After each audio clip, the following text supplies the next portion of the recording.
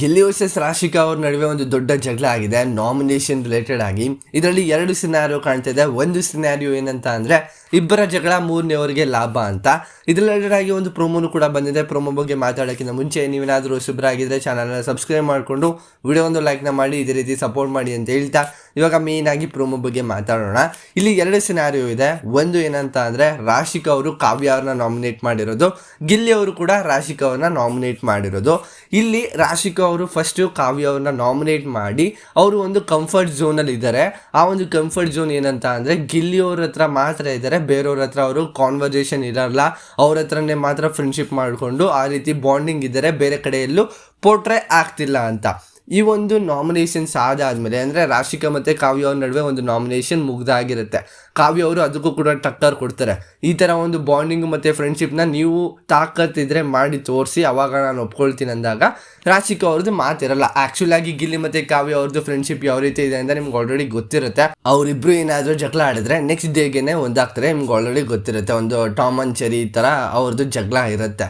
ಆ ಒಂದು ಬಾಂಡಿಂಗ್ನ ಈ ಒಂದು ಕಂಫರ್ಟ್ ಝೋನ್ ಅಂತ ಅಂದಿದ್ದು ರಾಶಿಕಾ ಅವ್ರದ್ದು ಮೇಯ್ನ್ ಆಗಿ ಒಂದು ಇಂಟ್ರೆಸ್ಟಿಂಗ್ ಪಾಯಿಂಟು ಹೈಲೈಟ್ ಆಯಿತು. ಅದಕ್ಕೆ ನೆಕ್ಸ್ಟ್ ರೌಂಡ್ ಬಂದಾಗ ಗಿಲ್ಲಿ ಅವರು ರಾಶಿಕಾ ಅವ್ರನ್ನ ನಾಮಿನೇಟ್ ಮಾಡ್ತಾರೆ. ಏನಂತ ಕೊಟ್ಟರು ಗೊತ್ತಾ ರೀಸನ್ನು? ನಾರ್ಮಲ್ ಆಗಿ ಏನೊಂದು ರಾಶಿಕಾ ಅವರು ಸೂರಜ್ ಅವ್ರು ಬಿಟ್ಟು ಅವರು ಬೇರೆ ಕಡೆ ಬರೋದಿಲ್ಲ, ನಿಮ್ಮ ಮಾತ್ರ ಕಂಫರ್ಟ್ ಝೋನಾ, ನಾವೇನಾದರೂ ನಾನು ಮತ್ತು ಕಾವ್ಯ ಅವರಿದ್ರೆ ಕಂಫರ್ಟ್ ಝೋನ್ ಅಲ್ವಾ ಅಂತಲೂ ಕೂಡ ಅಲ್ಲಿ ಆ ಒಂದು ಪಾಯಿಂಟನ್ನು ಮೆನ್ಷನ್ ಮಾಡ್ತಾರೆ. ಅದಾದಮೇಲೆ ಇನ್ನೊಂದು ಪಾಯಿಂಟು ಕೂಡ ಬರುತ್ತೆ. ಸೂರಜ್ ಅವ್ರ ಹತ್ರ ನೀವು ಮೇಯ್ನ್ ಆಗಿ ಕಾಫಿ ಎಲ್ಲನೂ ಇಸ್ಕೊತೀರಾ, ಅವಾಗೆಲ್ಲ ಕಂಫರ್ಟ್ ಝೋನ್ ಎಲ್ಲ ಕ್ರಿಯೇಟ್ ಆಗುತ್ತೆ ಅಂತ ಹೇಳಿದಾಗ ರಾಶಿಕಾ ಅವರು ಇದುವರೆಗೂ ನಾನು ಏನು ಈಸ್ಕೊಂಡಿಲ್ಲ ಅವ್ರ ಹತ್ರ, ಇನ್ಮೇಲೆ ನಾನು ಈಸ್ಕೊಳ್ಳೋಕ್ಕೆ ಟ್ರೈ ಮಾಡ್ತೀನಿ, ಈಸ್ಕೊತಾ ಇರ್ತೀನಿ ಅಂತ ಅಂದಾಗ ರಾಶಿಕಾ ಅವರು ಇನ್ನೊಂದು ಪಾಯಿಂಟ್ ಕೂಡ ಹೇಳ್ತಾರೆ ಗಿಲ್ಲಿ ಅವ್ರಿಗೆ, ನೀ ಎಲ್ಲ ಕಾಮಿಡಿ ಮಾಡಬೇಕು ಅಲ್ಲಿ ಕಾಮಿಡಿ ಮಾಡು, ಅವಾಗ ಅರ್ಥ ಇರುತ್ತೆ, ಇಲ್ಲೆಲ್ಲೂ ಕೂಡ ಅರ್ಥ ಆಗೋದಿಲ್ಲ ಅಂತಂದಾಗ ಇಲ್ಲಿ ನೋಡ್ತಾ ಇದ್ರೆ ಇಬ್ಬರು ಜಗಳ ಆಗಿದ್ದು ಫಸ್ಟು ರಾಶಿಕಾ ಮತ್ತು ಕಾವ್ಯ ಅವರು. ಆ ಒಂದು ಜಗಳ ಆದಮೇಲೆ ನೆಕ್ಸ್ಟ್ ಸಿನಾರಿಯೋನು ನೆಕ್ಸ್ಟ್ ಚಾಪ್ಟರ್ನ ಕ್ರಿಯೇಟ್ ಮಾಡಿದ್ದು ಗಿಲ್ಲಿ ಅವರಾಗಿರ್ತಾರೆ.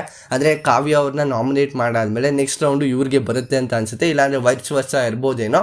ಅದಾದಮೇಲೆ ಕಂಫರ್ಟ್ ಝೋನ್ ರಿಲೇಟೆಡ್ ಆಗಿ ಮಾತಾಡ್ತಾರೆ. ಏನೊಂದು ಗಿಲ್ಲಿ ಮತ್ತು ಕಾವ್ಯ ಅವ್ರ ನಡುವೆ ಒಂದು ಕಂಫರ್ಟ್ ಝೋನ್ ಆಗಿರ್ಬೋದು, ರಾಶಿಕಾ ಮತ್ತು ಸೂರಜ್ ಅವ್ರನ್ನ ಕಂಫರ್ಟ್ ಝೋನ್ ಆಗಿರ್ಬೋದು, ಮತ್ತು ಕಂಪೇರು ಕೂಡ ಮಾಡ್ತಾರೆ ಸೂರಜ್ ಅವ್ರ ನಡುವೆ ಮತ್ತು ಗಿಲ್ಲಿ ಅವ್ರ ನಡುವೆನೂ. ರಿಯಲಾಗಿ ಕಂಪೇರ್ ಮಾಡಿದಾಗ ಅದೊಂದು ಸ್ವಲ್ಪ ಕಾಮಿಡಿಯಾಗಿ ಕ್ರಿಯೇಟ್ ಆಗುತ್ತೆ ಅಂತಲೇ ಅನ್ಬೋದು.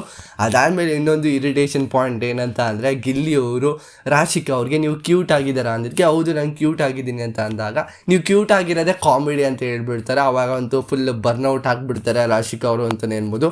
ಯಾರಾದರೂ ಆಗಿರ್ಬೋದು, ನಾರ್ಮಲ್ ಆಗಿ ನೀವು ಕ್ಯೂಟ್ ಆಗಿದ್ದೀರಾ ಅಂತ ಹೇಳಿದಾಗ ಹೌದು ಕ್ಯೂಟ್ ಆಗಿರ್ತೀನಿ ಅಂತಲೇ ಹೇಳೋದು. ಬಟ್ ಅದು ಕಾಮಿಡಿ ನೀವು ಅಂತ ಇರೋದು ಅಂದರೆ ಕ್ಯೂಟ್ ಆಗಿರೋದೇ ನೀವು ಕಾಮಿಡಿ ಅಂತ ಅಂದಾಗ ಒಂದು ಸ್ವಲ್ಪ ಬೇಜಾರು ಕೂಡ ಆಗುತ್ತೆ. ಅದರಲ್ಲಾಗಿ ಕಂಪ್ಲೀಟಾಗಿ ಇವತ್ತೊಂದು ನಾಮಿನೇಷನ್ಸು ಮೇಯ್ನಾಗಿ ಹೈಲೈಟ್ ಆಗಿರೋ ಪಾಯಿಂಟು, ನಿಮ್ಮ ಪ್ರಕಾರ ಯಾರ್ದು ತಪ್ಪು ಯಾರ್ದು ಸರಿ? ಇಲ್ಲಿ ಇಬ್ಬರ ಜಗಳ ಆದಮೇಲೆ ಇವ್ರು ಬರಬೇಕಿತ್ತ, ಗಿಲ್ಲಿ ಅವ್ರು ಬರಬೇಕಿತ್ತ, ರಾಶಿಕಾ ಅವರೇ ಏನಕ್ಕೆ ಆ ಒಂದು ಕಂಫರ್ಟ್ ಝೋನ್ನ ಕಂಪೇರ್ ಮಾಡಿದ್ರು ಅಂತ ನನಗೆ ಅನ್ನಿಸ್ತಿಲ್ಲ.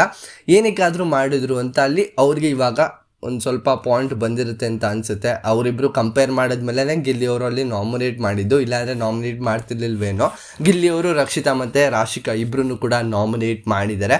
ಏನಂತ ಅಂದರೆ ಇಲ್ಲಿ ಮೇಯ್ನಾಗಿ ಕಾವ್ಯ ಅವರು ಫಸ್ಟು ರಾಶಿಕಾ ಅವ್ರನ್ನ ಸೆಲೆಕ್ಟ್ ಮಾಡಿದ್ರಾ, ಅದಾದಮೇಲೆ ರಾಶಿಕಾ ಅವರು ಕಾವ್ಯ ಅವ್ರನ್ನ ಸೆಲೆಕ್ಟ್ ಮಾಡಿದ್ರಾ, ನೆಕ್ಸ್ಟ್ ಗಿಲ್ಲಿ ಅವರು ರಾಶಿಕಾ ಅವ್ರನ್ನ ಸೆಲೆಕ್ಟ್ ಮಾಡ್ತಿದ್ದಾರೆ. ಅಷ್ಟೇ ಸಿನಾರಿಯೋ, ಇನ್ನೇನು ಕೂಡ ಚೇಂಜಸ್ ಇಲ್ಲ. ನಿಮ್ಮ ಪ್ರಕಾರ ಏನಿಸ್ತು ಈ ಒಂದು ಪ್ರೋಮೋ ಬಗ್ಗೆ ಅಂತ ಮರೆದಂತೆ ಕಮೆಂಟ್ ಸೆಕ್ಷನ್ ಕಮೆಂಟ್ ಮಾಡಿ. ಇದಿಷ್ಟೊಂದು ಪ್ರೋಮೋ ಆಗಿರುತ್ತೆ. ಈ ವಿಡಿಯೋ ನಿಮಗೆ ಇಷ್ಟ ಆಗಿರುತ್ತೆ ದಯವಿಟ್ಟು ಒಂದು ಲೈಕು, ಶೇರು, ಕಮೆಂಟು, ಸಬ್ಸ್ಕ್ರೈಬ್ ಮಾಡ್ಕೊಂಡು ನೋಡ್ತಾ ದಯವಿಟ್ಟು ಸಬ್ಸ್ಕ್ರೈಬ್ ಮಾಡ್ಕೊಂಡು ಸಪೋರ್ಟ್ ಮಾಡಿ ಅಂತ ಹೇಳ್ತಾ ನೆಕ್ಸ್ಟ್ ವಿಡಿಯೋಲಿ ಸಿಗ್ತೀನಿ. ಬಾಯ್ ಬಾಯ್, ಥ್ಯಾಂಕ್ ಯು, ನಮಸ್ಕಾರ.